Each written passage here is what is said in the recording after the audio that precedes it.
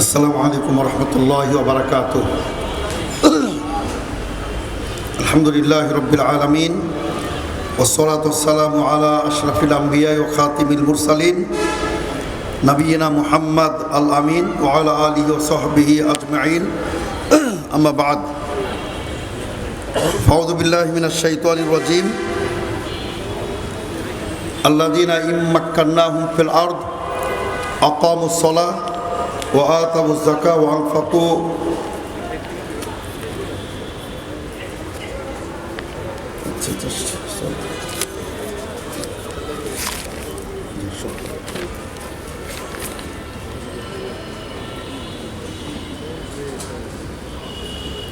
আউযু বিল্লাহি মিনাশ শাইতানির রাজীম। আচ্ছা, আমি অন্য একটা আয়াত পড়ি। আফা হুকমুল জাহিলিয়া ইয়াবগুন ওয়া মান আহসানু মিনাল্লাহি হুকমান লিকাওমিন ইউকিনুন। আলহামদুলিল্লাহ, আজকের বাংলাদেশ আহলাদিস জামাত ও বাংলাদেশ আহলাদিস ছাত্র সমাজের যৌথ উদ্যোগে আয়োজিত আজকের এই 15তম 2 দিনব্যাপী বিশাল জাতীয় তাবলিগ ইজতেমা 2026-এর সম্মানিত সুযোগ্য সভাপতি প্রখ্যাত আলেমে দ্বীন প্রফেসর ডক্টর মোহাম্মদ মুসলিহুদ্দিন হাফিজাহুল্লাহ সুবহানাহু ওয়া তাআলা এখানে দেশ বরেণ্য এবং এই সংগঠনের বরেণ্য ওলামায়ে কেরাম রয়েছেন। বিশেষ করে এখানে উপস্থিত রয়েছেন হাফেজ শেখ আব্দুস সামাদ আল মাদানী হাফিজাহুল্লাহ, তিনি রয়েছেন। সংগঠনের মহাসচিব জনাব শেখ এস এম আব্দুল লতিফ হাফিজাহুল্লাহ, তিনি রয়েছেন। আমাদের সকলের অত্যন্ত প্রিয় শ্রদ্ধাভাজন ব্যক্তিত্ব আলহাজ Abdul Halim, chairman excellent ceramic ও টাইলস ইন্ডাস্ট্রি এবং সভাপতি বংশাল পিয়াওয়ালা জামে মসজিদ, তিনি রয়েছেন। আমাদের সম্মানিত ভাই নাজির আহমদ রয়েছেন।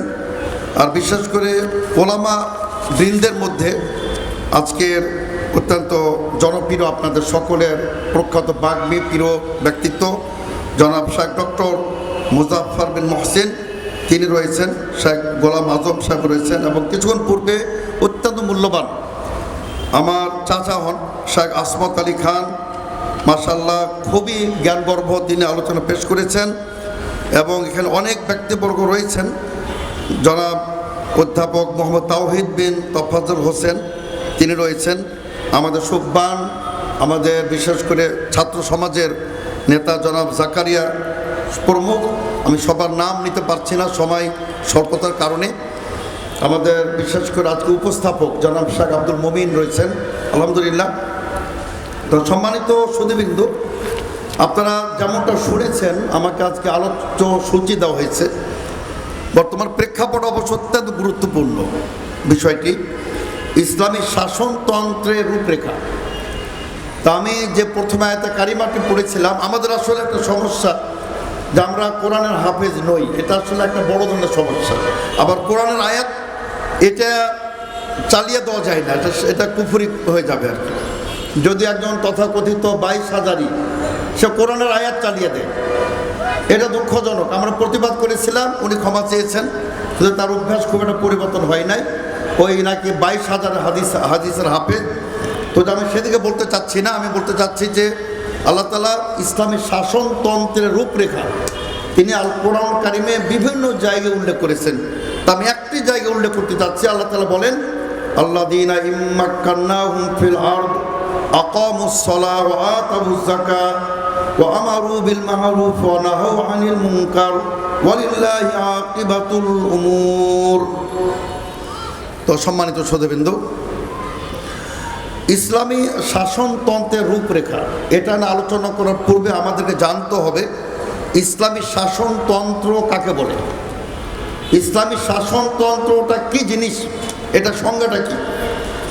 তো সম্মানিত উপস্থিতি, সম্মানিত তাওহীদবাদী মুসলিম ভ্রাতৃবৃন্দ, ইসলামী শাসনতন্ত্র হলো এমন একটি রাষ্ট্র ব্যবস্থা, এমন একটি রাষ্ট্র কাঠামো, রাষ্ট্র ব্যবস্থা যার মূল ভিত্তি হবে আল কোরআন ও বিশ্বনবীর সুন্নাহ, অর্থাৎ সংবিধান এবং দেশের আইন কানুন বিধিবিধান এটা প্রণীত হবে বিশ্বনবীর হাদিস আর মহান আল্লাহর কোরআনের আলোকে।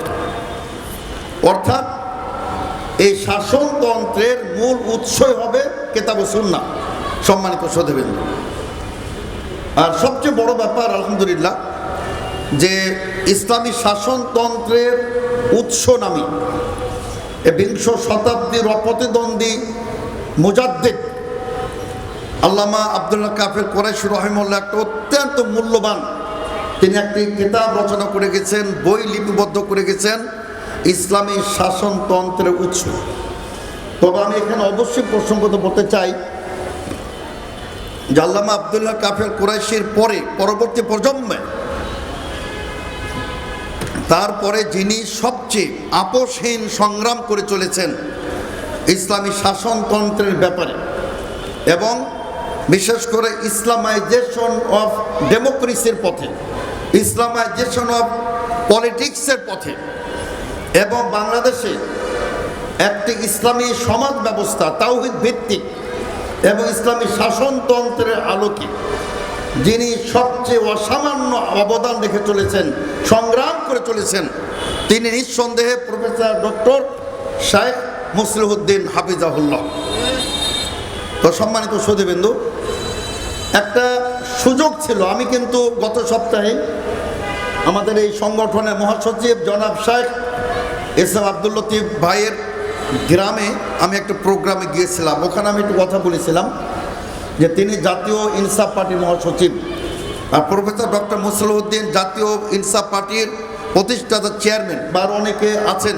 আমি সকলকে ধন্যবাদ দিয়ে একটা কথা বলতে চাই যে সম্ভবত নিবন্ধন পাচ্ছে না, যেটা আমি মনে করি নিবন্ধন এখন প্রায় অসম্ভব, পাচ্ছেন না।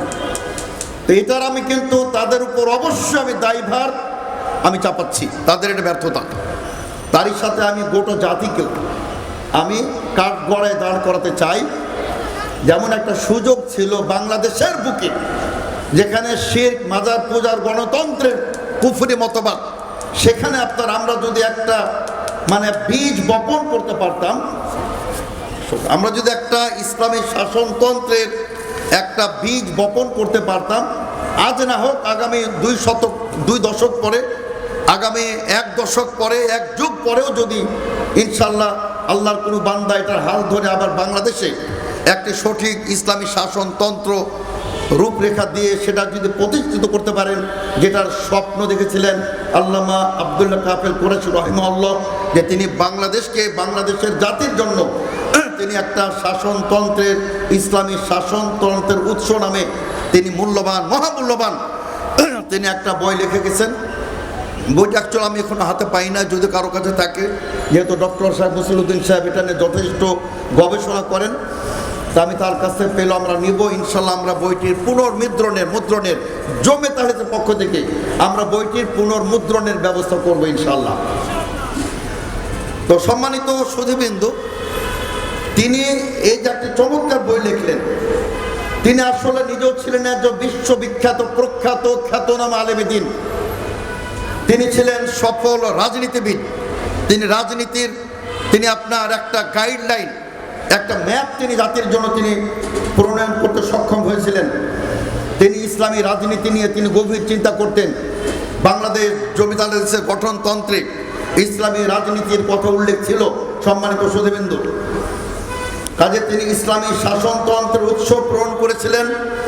তিনি মূলত কোরআনের আলোকে বিশ্বনবীর সুন্নাহর আদর্শে আর সালাফি মানহাজের আপনার আদতে, সালাফি মানহাজের আপনার অধীনে তিনি জাতির জন্য একটা চমৎকার আপনার ইসলামী শাসনতন্ত্রের রূপরেখা তিনি প্রকাশ করে গেছিলেন সে বইয়ের মধ্যেই সম্মানিত সুধীবৃন্দু। এবং সেখানে আপনার তাওহীদ ভিত্তিক একটি সমাজ ব্যবস্থা হবে, সেখানে ন্যায় পরায়ণ থাকবে, ন্যায় বিচার থাকবে।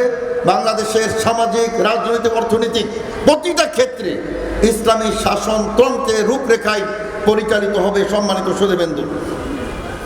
তার কারণ আসলে তাওহীদ ভিত্তিক কোনো খেলাফতের দাম নাই সম্মানিত সুধীবৃন্দু। এই জন্য আমি কষ্ট দেয়, অনেক কষ্ট পাবেন, কিন্তু এটি বাস্তব। বাংলাদেশে প্রচলিত রাজনীতি দলগুলি যারা ইসলামী রাজনীতির কথা বলে, ইসলামী খেলাফতের কথা বলে, আমি বেদনার সাথে বলতে চাই, দুঃখের সাথে বলতে চাই যে জাতির সে আশা পূর্ণ হবে না। সম্মানিত শ্রোতাবৃন্দ, আমি ক্লিয়ার বলতে চাই, তাওহীদ ছাড়া, আর তাওহীদ আহলে হাদিস ছাড়া কেউ তাওহীদের কথা বলে না। সম্মানিত শ্রোতাবৃন্দ, তো সুতরাং আপনার দুধের স্বাদ হলেও মিটবে না এমন একটা অবস্থায় আমরা আফগানিস্তানকে একটা সময় সমগ্র জাতি খুবই তার উদ্বেলিত হয়েছিল, উচ্ছ্বসিত হয়েছিল যে আফগানিস্তান স্বাধীন রাষ্ট্র, মার্কিন সাম্রাজ্যের পতন ঘটেছে, তারা একটা স্বাধীন ইসলামিক স্টেট, ইসলামিক খেলাফত তারা কায়েম করেছেন। জাতি আপনার খুব আনন্দে তারা দিশাহারা হয়েছিল। কিন্তু আমরা আহলে হাদিসরা তখনও প্রতিবাদ করেছিলাম যে আফগানিস্তানকে আমরা ইসলামিক স্টেট মনেই করি না। ঠিক কিনা বলুন? আফগানিস্তানকে আমরা ইসলামিক স্টেট, ইসলামী হুকুমত মনেই করি না। তার কারণ বর্তমানে দেখছেন সেটা পাকিস্তানের এটা শত্রু রাষ্ট্রে পরিণত হয়েছে। বেদনাদায়ক, একটা কাফের রাষ্ট্রের সে সহায়ক শক্তি হিসাবে পাকিস্তানের জন্য হুমকি সৃষ্টি করতেছে। অথচ এটা আল্লাহর রহমতে আমরা প্রায় 2-4-5 বছর আগেই একটা দূরদৃষ্টি থেকে আমরা ভবিষ্যৎবাণী করেছিলাম যারা মুসলমানদেরকে উপকার আসবে না। সম্মানিত শ্রোতাবৃন্দ, সুতরাং আপনি যতই নাম দেন খেলাফত পার্টি, ইসলামিক খেলাফত, কিন্তু আপনার যদি তাওহীদ ঠিক না থাকে, বিশ্বনবীর সুন্নাহ যদি আপনি লালন পালন না করেন, বিশ্বনবীর সুন্নাহ যদি আপনি অনুসরণ না করেন, সম্মানিত শ্রোতাবৃন্দ, সেটা শুধু নামেই থাকবে ইসলামী খেলাফত। সম্মানিত শ্রোতাবৃন্দ, সে তুর্কি খেলাফত, ওসমানী খেলাফত অনেক ভালো ছিল, আপেক্ষিক, সেখানে অনেক পজিটিভ সাইড আছে, কিন্তু সেখানে অনেক নেগেটিভ সাইড ছিল। তারপরেও সেটা একটা ছিল, সেখানে সবচেয়ে নেগেটিভ দুটি মৌলিক নেগেটিভের একটি হলো যে তারা তাদের তুরস্ক জাতীয়তাবাদটাকে এত মারাত্মকভাবে তারা রূপদান করেছিল যে সব জায়গায় শুধু তুর্কি তুর্কি তুর্কি, সব জায়গায় তুরস্কের প্রভাব, তুরস্কের জাতীয়তাবাদ তারা আপনার কায়েম করতে চেয়েছিল। আর দ্বিতীয় তারা ক্ষতি করেছিল অ্যারাবিক ল্যাঙ্গুয়েজের, আরবি ভাষার, আরব বিশ্বের তারা মারাত্মক তারা ক্ষতি সাধন করেছিল। তারপরও সম্মানিত শ্রোতাবৃন্দ, যেহেতু একটি বিশাল সাম্রাজ্য তারা গড়ে তুলেছিলেন ইসলামী হুকুমতের নামে, ইসলামী খেলাফতের নামে, সেটাও কিন্তু কিছুটা আপেক্ষিক তুলনামূলকভাবে অনেকটা ভালো ছিল। সম্মানিত শ্রোতাবৃন্দ, কিন্তু এখন তো খেলাফত বিলুপ্ত হয়ে গেছে। এখন খেলাফত বিলুপ্ত। এই খেলাফত কিন্তু ওহীর মাধ্যমে নাজিল হবে না। সম্মানিত শ্রোতাবৃন্দ, শুধু চাপাবাজিতে কথা বলবেন না যে জুমার মেম্বারে দাঁড়িয়ে আপনি বক্তব্য দিবেন আর বাংলাদেশ ইসলামী খেলাফত প্রতিষ্ঠিত হয়ে যাবে। এভাবে ইসলামী খেলাফত কোশ্চিন কালেও প্রতিষ্ঠা লাভ করবে না। সম্মানিত শ্রোতাবৃন্দ, ইসলামী খেলাফতের জন্য তৈরি হতে হবে, সংগ্রাম করতে হবে, লড়াই করতে হবে। সম্মানিত শ্রোতাবৃন্দ, আলহামদুলিল্লাহ আমি অন্য আলেমদেরকে খুব একটা দোষারোপ করছি না। কেন?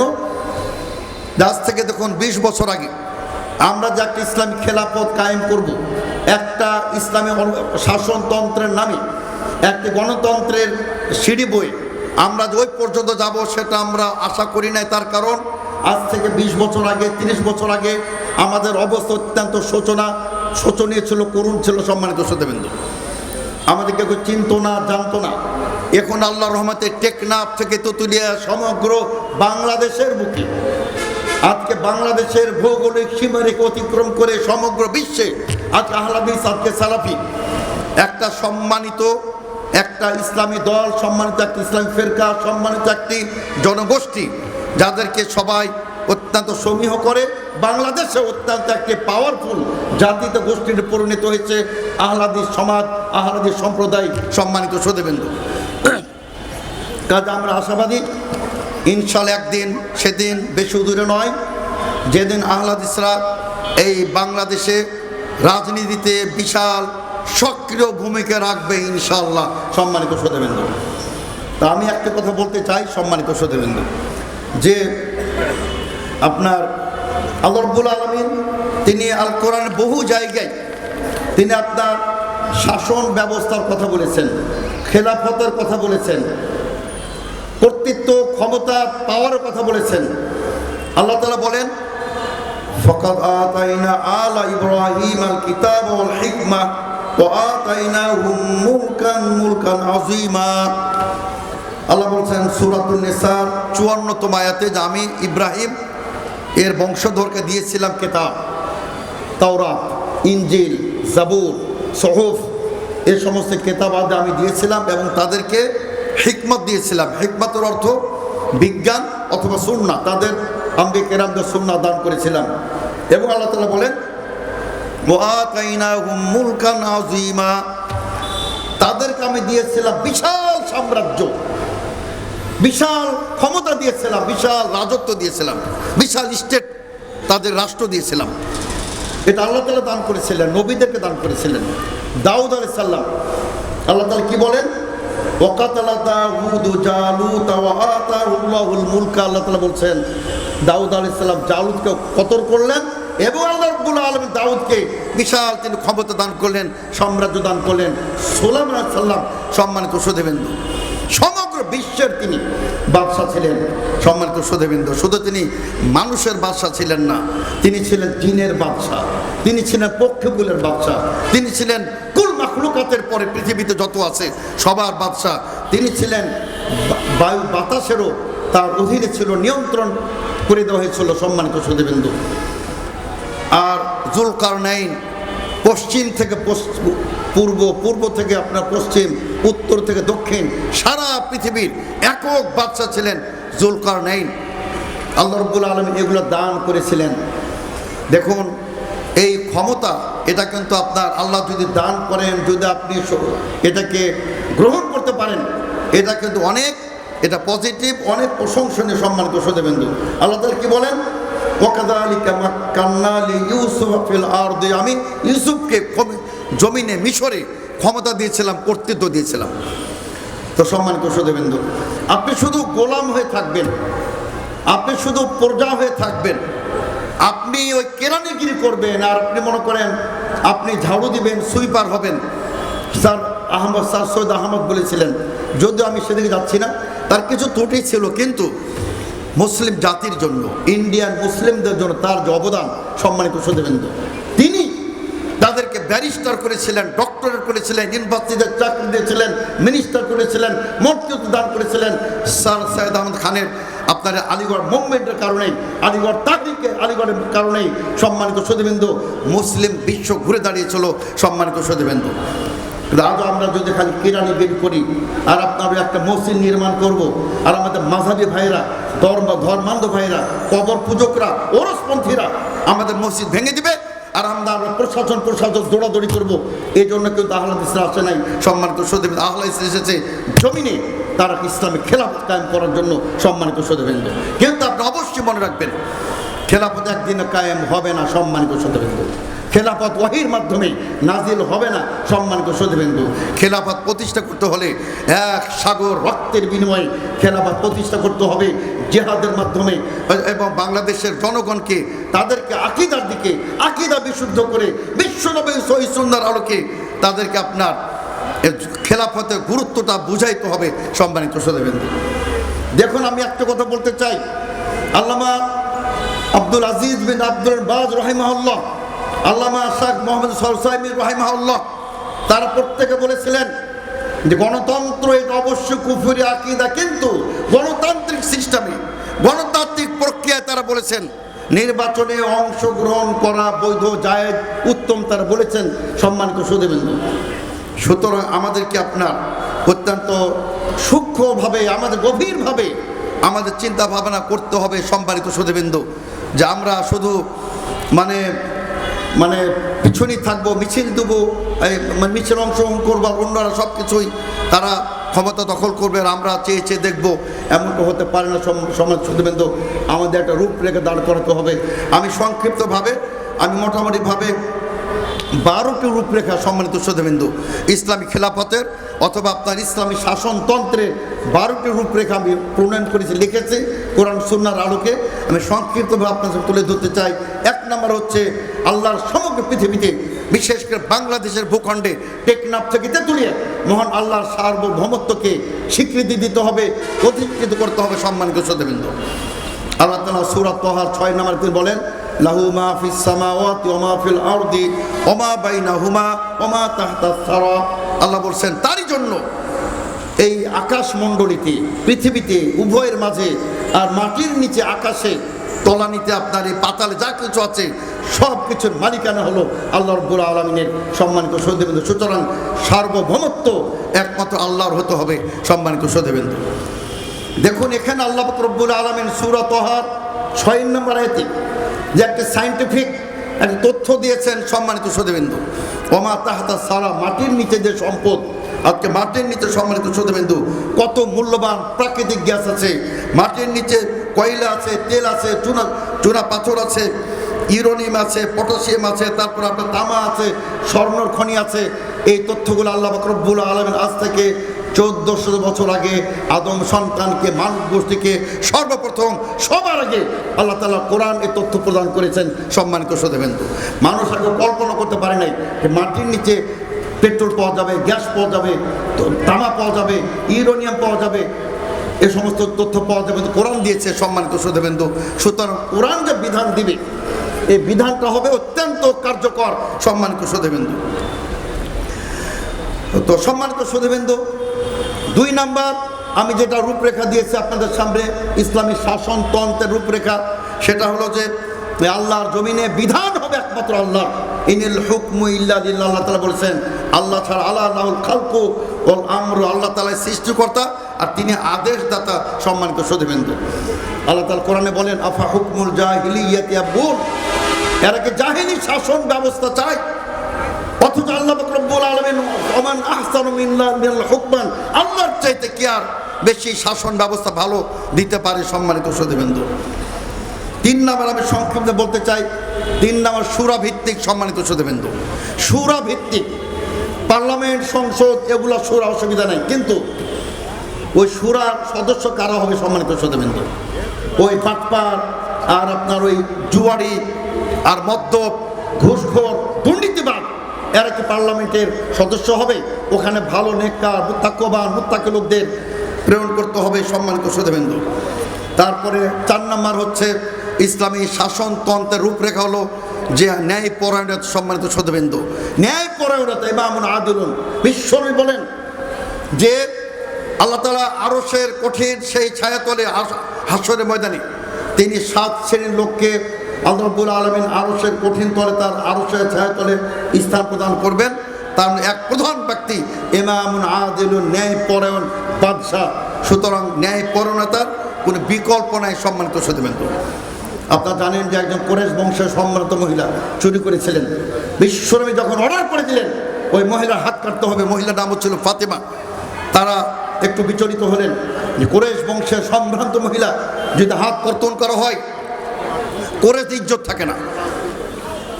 তারা ওসামার কাছে সুপারিশ করেছিলেন, ওসামা যাও তুমি আল্লাহ রাসূলকে বলো যেন হাত কর্তন না করা হয়। আল্লাহ রাসূল সাল্লাল্লাহু আলাইহি ওয়াসাল্লাম প্রধান্বিত হয়েছিলেন, বলেছিলেন খবরদার, আতাশফাউ ফি হাদ্দিন মিন হুদুদিল্লাহ, আল্লাহর সীমারেখার ব্যাপারে, হদের ব্যাপারে তুমি সুপারিশ করো। জেনে রাখো, লাউ আন্না ফাতেমাতা বিনতা মুহাম্মাদিন সারাকাত লাকাতাতু ইয়াদাহা, আমার কন্যা ফাতেমা যদি চুরি করে আমি মুহাম্মদ সাল্লাল্লাহু আলাইহি ওয়াসাল্লাম ফাতেমার হাত কেটে দেবো। সুবহানাল্লাহ। শুধু ইসলামী ন্যায়পরায়ণতা। সম্মানিত সহোদরবৃন্দ, পৃথিবীর কোনো শাসনতন্ত্রে, পৃথিবীর কোনো কনস্টিটিউশনে, পৃথিবীর কোনো আপনার গঠনতন্ত্রে, কোনো সংবিধানে ইসলামের মতো এতটা ন্যায়পরায়ণতা, জাস্টিস আর কোথাও থাকতে পারে না। সম্মানিত সহোদরবৃন্দ, মূলত এর জন্য হয়তো আমাদের ভাইরা নাম দিয়েছিলেন জাস্টিস পার্টি, কিন্তু আসলে এটা এখনো আলোর মুখ দেখতে পারে নাই। তো সম্মানিত সহোদরবৃন্দ, আমি আরেকটি বলতে চাই যে অবশ্যই এখানে নেতৃত্ব পুরুষদের হবে, নারী নেতৃত্ব এখানে চলবে না। কিন্তু আল্লাহ তাআলা কোরআনে বলেছেন ওমা আরসালনা মিন ক্বাবলিকা ইল্লা রিজালান নূহি ইলাইহিম, হে রাসূল সাল্লাল্লাহু আলাইহি ওয়াসাল্লাম আপনার পূর্বে আমি কেবলমাত্র পুরুষদেরকে নবুয়ত দান করেছিলাম, রিসালাত দান করেছিলাম, নেতৃত্ব দান করেছিলাম। তবে সম্মানিত সহোদর, অবশ্যই আমাদের মনে রাখতে হবে, যদি পুরুষ যে কোনো ঘটনা কালক্রমে যদি আপনি পুরুষ না পান, সেখানে মহিলা যদি পুরুষের চেয়ে ভালো হয়, সে মহিলায় প্রযোজ্য। সম্মানিত সহোদরবৃন্দ, আমি প্রসঙ্গত বলেছিলাম যে আপনি বেগম খালেদা জিয়ার পরিবর্তে আপনি কি রাশেদ খান মেনন, হাসান ইনু তার পুরুষ, ওই ধর পুরুষকে বসাই দিবেন? কাজে এটা আপেক্ষিক বিষয়। সম্মানিত সুধীবৃন্দ, মহিলারা কখনো আপনার ইমামতি করতে পারবে না, কিন্তু প্রয়োজনে মহিলারা যদি শাসন করে এটা আপেক্ষিক, ওটার চেয়ে ওটা অনেকটা এটা একটু হালকা। সম্মানিত সুধীবৃন্দ, অনুরূপভাবে আমানতদার হতে হবে। সম্মানিত সুধীবৃন্দ, আমানতদার হতে হবে, আর তার সাথে আপনার আল্লাহর বিধানকে, আল্লাহর শরীয়তকে আপনার বাস্তবায়ন করতে হবে। এটা হল ইসলামী শাসনতন্ত্রের রূপরেখা। সম্মানিত সুধীবৃন্দ, আর আরেকটি হলো নাগরিক অধিকার, প্রত্যেকের নাগরিক অধিকার। বাংলাদেশে যারা অমুসলিম তাদেরও সমানভাবে নাগরিক অধিকার দিতে হবে। এর জন্য আমরা বলি কাদিয়ানিরা কাফের অবশ্যই, কিন্তু তারা নাগরিক হিসাবে, তারা কাদিয়ানি হিসাবে, কাফের হিসাবে তারা সকল সুযোগ সুবিধা ভোগ করবে, কিন্তু রাষ্ট্রীয়ভাবে তাদেরকে কাফের ঘোষণা করতে হবে। সম্মানিত সুধীবৃন্দ, অনুরূপভাবে আপনার আমি যেটা বলছিলাম যে তাদেরকে আপনার আল উখওয়াল ইসলামে সামাজিক ভ্রাতৃত্ববোধ এটা কায়েম করতে হবে। সম্মানিত সুধীবৃন্দ, আর জিহাদ ফি সাবিলিল্লাহ কিয়ামত পর্যন্ত, মাউজিন ইলাউল কিয়ামা, কিয়ামত পর্যন্ত জিহাদ ফি সাবিলিল্লাহ এটা বহাল থাকবে। সম্মানিত সুধীবৃন্দ, অনুরূপভাবে আল আমরু বিল মারুফ নাহিয়াল মুনকার থাকবে। সম্মানিত সুধীবৃন্দ, তো আমি বলছিলাম যে আপনার ইসলামের, আমাদের ইসলামী খেলাফতে বা আপনার সুদীর্ঘ ইতিহাসে অনেক বড় বড় আপনার ইসলামের বাদশা ছিলেন, ইসলামের শাসনতন্ত্র তারা কায়েম করে গেছিলেন। সম্মানিত সুধীবৃন্দ, কাজে আমরা মনে করি যে আপনার অবশ্যই আমাদের একটা বসা দরকার, ওলামায়ে কেরামদের বসা দরকার। আমরা বিভিন্নভাবে বিক্ষিপ্তভাবে আমরা অনেকে ফতোয়াবাজি করতেছি, আমরা অনেকের বিরুদ্ধে আমরা বক্তব্য দিচ্ছি। এগুলো না করে আসলে আমাদের একটা সুষ্ঠু মাথায় আমাদের বসতে হবে। সম্মানিত সুধীবৃন্দ, আমাদের করণীয় কি? সম্মানিত সুধীবৃন্দ, আমরা নিজেরা যদি বিক্ষিপ্ত অনৈক্য গড়ে তুলি, আমরা আমাদের করণীয় কিন্তু আমরা নির্ধারণ করতে পারি না। সম্মানিত সুধীবৃন্দ, আলহামদুলিল্লাহ আমাদের আজকের প্রধান আকর্ষণ আজকে বক্তব্যের শাহেখ ডক্টর মুজাফফর বিন মোহসেন, তিনি উপস্থিত হয়েছেন। আমি আর আলোচনা দীর্ঘায়িত করতে চাই না। সম্মানিত সুধীবৃন্দ, আমি শুধু একটা হাদিস পুরো আলোচনা শেষ করতে চাই। সে বুখারী মুসলিমের হাদিস। আল্লাহ রাসূল সাল্লাল্লাহু আলাইহি ওয়াসাল্লাম বলেন, আবু হুরায়রা রাদিয়াল্লাহু বর্ণিত, কানাত বানী ইসরাঈল তাসুসুহুমুল আম্বিয়া। আল্লাহ রাসূল সাল্লাল্লাহু আলাইহি ওয়াসাল্লাম বলেন, বানী ইসরাঈলে নবীরাই শাসন কার্য পরিচালনা করতেন। ফিরআউন বিশাল সাম্রাজ্যের মালিক ছিল, কিন্তু কোনো একজন বানী ইসরাঈল ফিরআউনের কর্তৃত্ব ক্ষমতা কিন্তু তার শাসন কিন্তু মেনে নেয়নি। তারা মুসা সালামের শাসনই তারা মানত। মুসা সালামের যে তাওরাত, এই তাওরাতের অধীনে তারা তাদের জীবন পরিচালনা করতো। সম্মানিত সুধীবৃন্দ, সুতরাং আমরা শুধু আপনার ওই মানে বিভিন্ন অন্যদের ক্ষমতার নিচে পড়ে থাকবো এমন চিন্তা ভাবনা না করে, সম্মানিত সুধীবৃন্দ, ইসলামী শাসনতন্ত্রের এটা আপনার রূপরেখা এবং বাস্তবায়ন আমাদের একটু ভাবতে হবে, চিন্তা করতে হবে। কিন্তু আমরা আসলে যখন একজন এক পা আগাই, তখন আমাদের ছেলেরা, যুবকরা, তরুণরা কিভাবে তারা ফতোয়াবাজি করে, কিভাবে তার ট্যাগ লাগায়। অথচ আমি ক্লিয়ার বলতে চাই যে তোমাদের জ্ঞানের এখন অনেক অভাব। শাহেখ ডক্টর মুসলিউদ্দিন তিনি যে সুদূর প্রসারী চিন্তা করেন, জাতির আপনার একটা ভবিষ্যৎ নিয়ে, একটা ফিউচার, ব্রাইট ফিউচার নিয়ে, সেটা তোমরা অত দূর পৌঁছিতে পারো না। সুতরাং ত্যাগ করা বাদ দাও, সম্মান করো, বড়দের সম্মান করো, আলেমদের কদর করো। শুধু তুমি তোমার শাইখের সম্মান করবে, তার গুণগান ছড়িয়ে দেবে, আর অন্যদের তোমরা তুচ্ছ তাচ্ছিল্য করবে, এটা কিন্তু সালাফি মানহাজ নয়। সম্মানিত সুধীবৃন্দ, আমরা চাই সম্মানিত সুধীবৃন্দ যে একটি শান্তিপূর্ণ, একটি প্রতিষ্ঠিত একটি রাষ্ট্র বাংলাদেশ শক্তিশালী, সব দিক দিয়ে, আর্থিক, অর্থনৈতিকভাবে, নৈতিকতার দিক দিয়ে, সামাজিক দিক দিয়ে, ভ্রাতৃর দিক দিয়ে, সম্প্রতির দিক দিয়ে, শান্তির দিক দিয়ে আল্লাহ তাআলা আমাদেরকে একটা সুন্দর বাংলাদেশ, স্থিতিশীল রাজনীতি আল্লাহ তাআলা আমাদের দান করুন। এই প্রত্যাশা ব্যক্ত করে আমি আমার সংক্ষিপ্ত আলোচনা, আসলে আমাকে আকস্মিকই আমাকে আজকের এই যিনি secretary general Sheikh S M Abdul Latif সাহেব, উনি বললেন যে আপনি একটু ইসলামী শাসনতন্ত্রের উপরে কথা বলবেন। তো সুতরাং এ বিষয়ে আমি একটু আলোচনা করলাম। এটা আমাদের গভীরভাবে আসলে আমাদের বসা দরকার, আলোচনা করা দরকার। আর বর্তমান বাংলাদেশের প্রেক্ষাপটে আমাদের করণীয় কি, এটা আমাদের নির্ধারণ করা দরকার। সম্মানিত সুধীবৃন্দ, আমি এখানে আমার আলোচনা শেষ করছি। ওয়া আখিরু দাওয়ানা আলহামদুলিল্লাহি রাব্বিল আলামিন। আসসালামু আলাইকুম ওয়া রাহমাতুল্লাহি ওয়া বারাকাতুহু।